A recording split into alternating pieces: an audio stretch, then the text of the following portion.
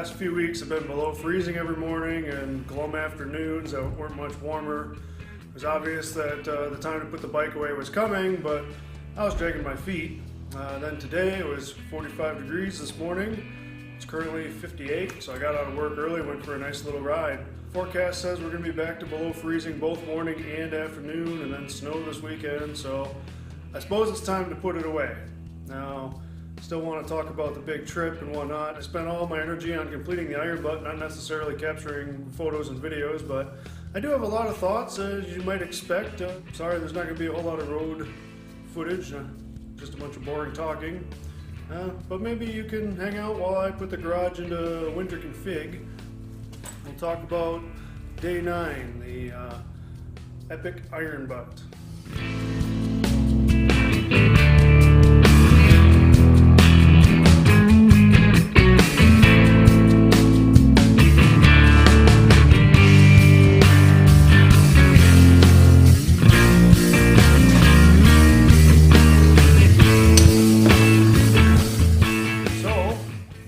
Getting ready for this Iron Butt. I slept quick, hard, and woke up well before my alarm. It was midnight in Aurora, and I had about 1,100 miles planned for today. A busted radiator fan, and it was looking like rain in the forecast. I did some quick route planning on my phone, laying there in bed. I was 8 hours from Kansas City, 12 hours from St. Louis, 16 hours from Indianapolis. The excitement of the Iron Butt, along with the elevation and causing the shortness of breath, I wasn't able to get back to sleep. In fact, my heart rate was 135 beats per minute, so decided it's time to get up, pack up, and head out.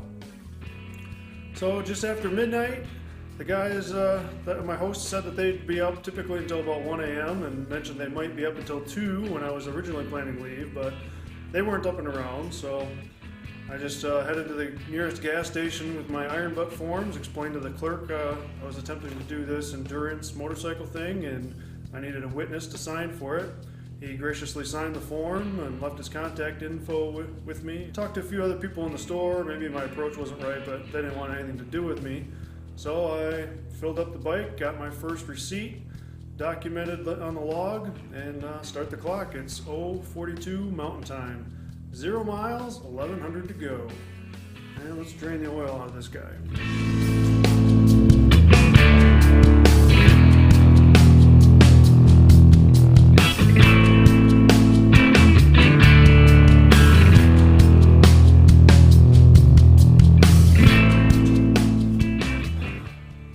Started the journey on the road in the dark all by myself. I could see a thunderstorm up ahead, and I was glad I had put the suit on as a preventative measure as opposed to wrestling with the idea of when to stop and put it on.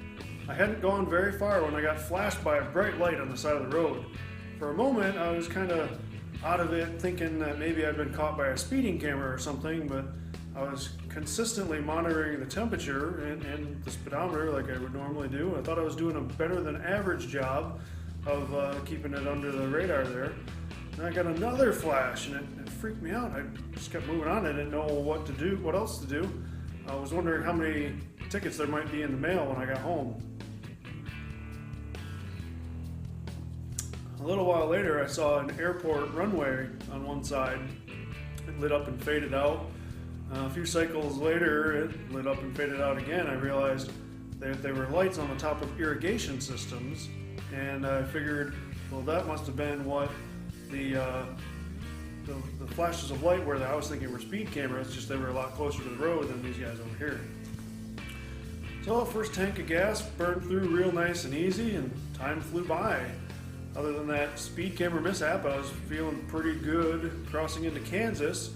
But I took a leisurely gas stop and stretched out a while, having a snack before getting back on the road, which also gave me time to organize my trip log and think about how to best store the gas receipts for this Iron Butt submission.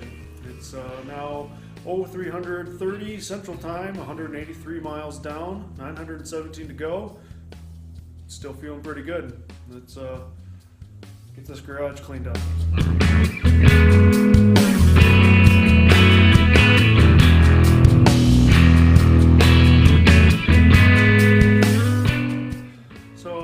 Halfway through that second tank of gas, I was starting to feel the adrenaline wear off, so I stopped at the rest area and laid down for a nap. I knew I didn't want to get to the big city at rush hour, so taking some time here was a good idea. I plan to take a full hour on the picnic table. It's now 4:04:41 Central Time, 262 miles down, 838 to go.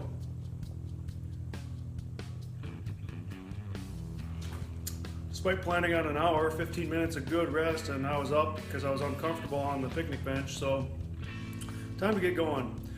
I stopped for gas not too much later and didn't really read the traffic flow off the exit, which caused some honking and flashing from the car I pulled out in front of. It wasn't a near collision, but it wasn't a polite pull out in front either. Regardless, I thought hard about the idea that I was a weary traveler and I really can't be making these kind of mistakes, so I got gas, documented the stop. Now it was 06:40 Central Time, 359 miles down, 741 to go. Let's get some oil back in this guy.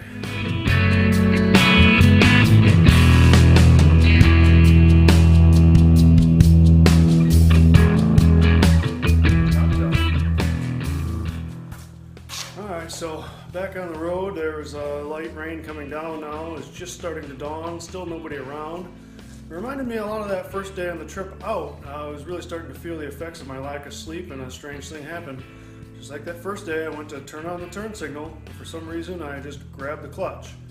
I recovered promptly and smoothly, but it reminded me perhaps I was playing with fire. I ought to be more cautious. It's twice now I've screwed up, and the next opportunity I pulled into a rest stop looking to lay down for an hour again. It was 8:40 Central Time, 430 miles down, 669 to go. Again, despite my rest here an hour decree, I only managed about 20 minutes of sleep on a picnic bench and under a covered pavilion. But before getting on the road, I took a bit more of a break to collect myself. Stretched out, walked around a little bit. Well, the sun should have been up by now, but it was raining pretty hard and the cloud cover was keeping the sun away when I pulled off the interstate and into a gas station around Topeka. Took a long break trying to let my hands dry out and wondering why I never invested in waterproof gloves. 10:40 Central Time, 528 miles down, 572 to go. Saying it's going to snow this weekend, so I better get this snowblower out and make sure she still runs.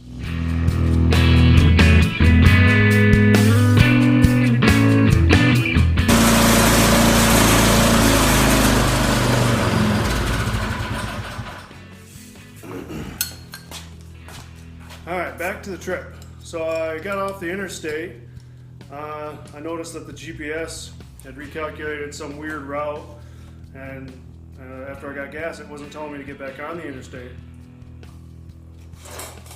I decided not to follow that and not to go on these back roads. I was on a mission here, so I just got back on the interstate, and a few miles down the way I figured out what the GPS was doing. It was trying to honor my no toll roads input, and I was getting on a toll road. So I grabbed a ticket, stuffed it in my glove all wet and soggy, and was starting to wonder if they accepted iPass or not. I didn't have any cash on me, so if they didn't, it might be pretty awkward to get my credit card out, and then would they accept credit card for $1.50 or whatever it was going to be. So there was a toll plaza at a rest stop. I found an ATM and got some cash, stuffed that into my soggy glove. Next toll plaza, was able to pay and get moving pretty quickly. Now it was 11:39 Central Time, 568 miles down, 532 to go. Snow blower's out, time to put the mower away.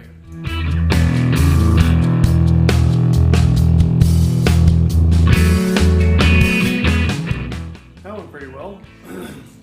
Much like the trip was going at this point, I hadn't really noticed I'd crossed the halfway point, but the sun was coming out, the rain was going away, the miles were going down smooth, I was awake and alert, things seemed to be going great. There was only one small slowdown through Kansas City with some construction where I did have to shut the bike down and push it for a bit to prevent from overheating, but I was making great time and starting to think about the finish. So the next rest area I pulled in and planned for a quick pit stop. I left the helmet and suit and everything on and walked up to the urinal real quick, took care of business. I heard one guy shout, "Hey, look, a Power Ranger's here!" But the helmet and earplugs, I couldn't hear what he said next. I didn't really care. He was probably asking me where I was going or something. I just did my business and got out of there. I was heading back to the bike, double time, kind of quick stepping. I heard a scream, and I turned and I saw this elderly lady laying on the ground, and she was kind of holding her chest. And instinctively, I took a few steps towards her because I was the closest person there, but I was in a hurry, and what the heck do I know about medical care? I looked around, I saw a few others were rushing towards her and reasoned that they would take care of her and she would be fine, and continued on my way to the bike. Kind of a weird story, but I feel I have to tell it. As I was heading past the rest area on the bike, getting back on the expressway, I looked and I could see a couple of the others that had gotten to her, had sat her up and got her onto a bench, and she was kind of focusing on her knee at this point, so her holding her chest, maybe I was reading a little too much into it. So back when I first started planning the trip, the first thing I thought of was Route 66 and the St. Louis Arch. But as you already remember, once planning got more serious and I took advice from other people, I took another route. Today, other than the 1,100-mile IronButt ride, the only thing I had planned for was to stop at a little park I had found when I first Googled the best St. Louis Arch view, but that was the plan before the radiator fan, before the rainy start, before the several snafus that had already crept up. I was doing calculations on the GPS to see when I would hit St. Louis, and it was going to be about 4 o'clock, thinking I could just beat the rush hour if I didn't stop. But if I stopped, I'd be getting into the thick of it. Now, a couple of years ago, our garage door spring broke, and when the guy came to replace it, he told me, "You're supposed to oil these things." I never knew that. First time homeowner here. But now, instead of doing it every month like he suggested, I at least do it in the winter put away, so let's go take care of that.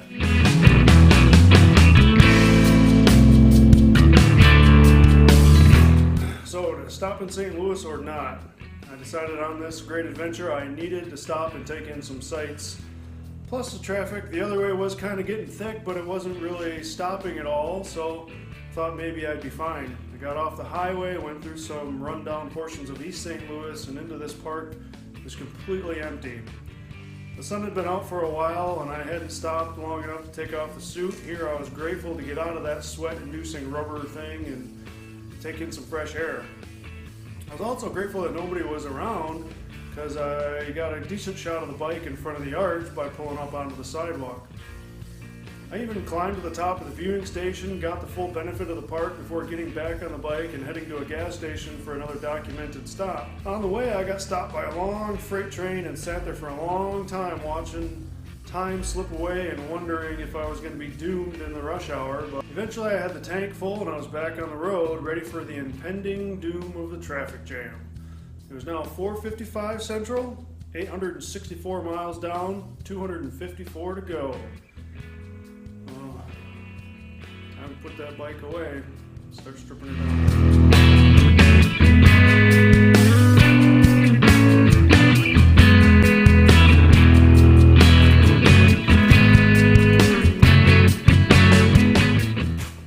Leaving the arch and back on the interstate, I was starting to see signs saying there was construction ahead and to expect delays.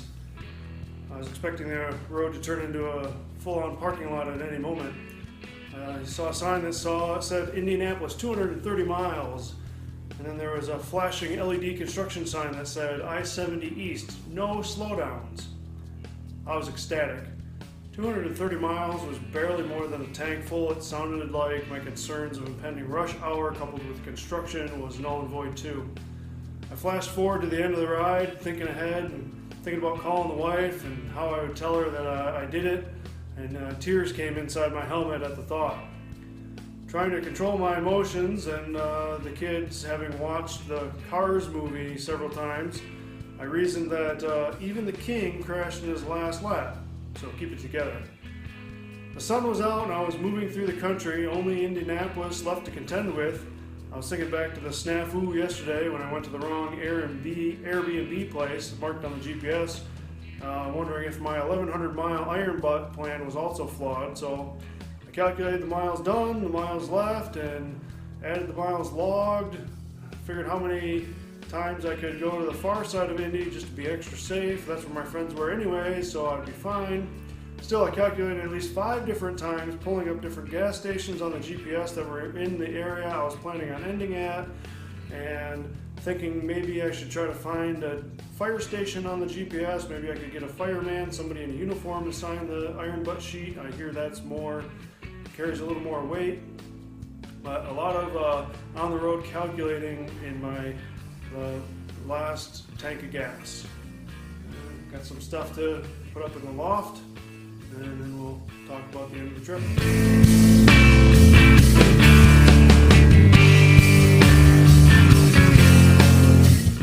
The traffic was light going across Illinois, going through the GPS, trying to figure out exactly if I had enough miles and everything. But eventually I realized that other than East St. Louis, which we could technically call Missouri, I was in a position to make it all the way across Illinois without putting my feet down, just like I did when I started the trip, so it kind of became a goal. Just across the state line, Indiana, I stopped at Terre Haute for a quick gas stop, take a snack, and call ahead to my host for the night with an updated itinerary. It was now 8:23 Eastern time zone. I had 1,015 miles down on the GPS, and I was planning for another 83 miles to make my iron butt solidified. By this time, I had gotten into a really good rhythm. On the road, I was watching the temperature as often as, or even more than, the speedometer.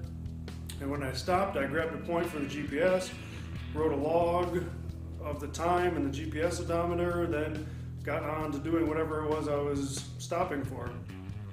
Here I'd been so elated with the idea that I was near the end, I had forgotten to log the stop. So I pulled away from the pump, ready to get back on the road, but I realized this, stopped and got the logbook out. When I finished the entry, I looked down and saw the temp gauge had risen significantly, and I cursed myself for almost blowing it at the very end. Caught it just in time, and so once I was moving, everything settled into place, and I was on to my final stop. Speaking of final stop,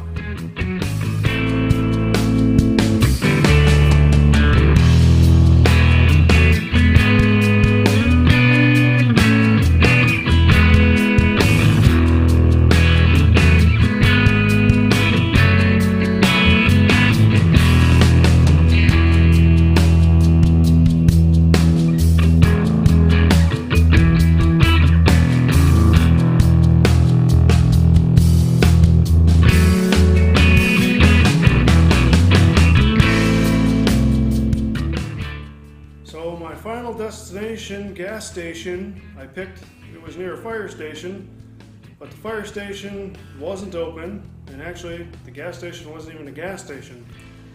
So I headed down the road just sort of blindly looking for another gas station, and the traffic lights on this road were excruciatingly long. I had to do the shutdown and reset and restart every light cycle. Pulled into the gas station, got my last receipt, and I'd done it. Only thing left was to find somebody to witness on the form. I knew I had plenty of time, so I waited around a little bit, sort of expecting someone to approach me with a conversation about the bike. This has happened several times on the trip. Oh, hey, nice bike, where are you going, what are you doing? But this time it didn't happen. So I headed into the gas station and asked the clerk. He was, again, gracious enough to witness for me and signed the form without really much of an explanation. I went back to the bike, kind of waited around, thinking somebody else might come and I'd have 2 signatures to back up my final position, but again, nothing. So I made my last log entry at 10:08 Eastern time, 1,098 miles down, and now I had to look up where my friend's place actually was, because apparently I had entered general coordinates again, and it turned out to be about 5 miles away. I noticed there was a liquor store across the street, so I went in to get some celebratory beers. In fact, some dirty bastards, some great stuff. And that was it. Took the next day as a down day to hang out with my friend, and it was a standard boring ride back home. I don't even really remember it. And then to work the next day. I can't believe it actually happened, but It's been more than a year now. Looking back at it, kind of want to do it again, or at least something similar. Hopefully I get a chance to. Maybe this time I'll have better road footage instead of all this boring talking to the camera stuff. Thanks for watching, and sad day for the bike. But seasons change.